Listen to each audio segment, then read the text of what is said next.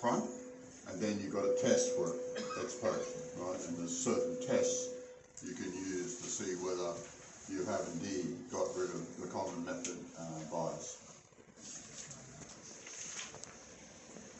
So, in deciding, right, is a survey the right thing to use? Maybe you're better to have interviews, or maybe you're better to do an empirical study, or maybe you're better to do an experiment. So you need to have an hypothesis. With the qualitative research, we're trying to get the rich reasoning behind decisions. We didn't need to have a hypothesis. And in fact, we were going to, from the specific themes we got, we were going to use inductive reasoning to come up with a general hypothesis, which we now might be testing using the survey. So, what questions to ask? That's going to be guided by your hypothesis, your research question.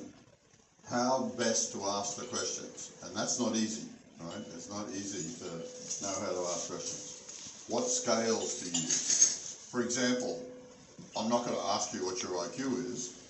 I'm going to have a scale, which is a series of questions that I can use to determine your IQ. I'm not going to ask you how confident you are. I'm going to use a series of questions, a well-established scale that'll, when I add up, I'll look at all the responses to your questions, will tell you how confident you are. Then you'll find, I'll direct you to a library of scales, and the scales for lots of things, how risk averse you are, how concerned about the climate you are, all sorts of things. So what scales to use is important. And sometimes it's better to use established scales for things like financial literacy, IQ, confidence. Because if you're making your own, people will say, well, you haven't really tested the validity of the scale. But if you're using one that's been used many times in the literature, everyone says, oh, okay. Do you need a pilot study? Well, yes, you do. You definitely need to do a pilot study, and that's part of the 80-20 rule. Of the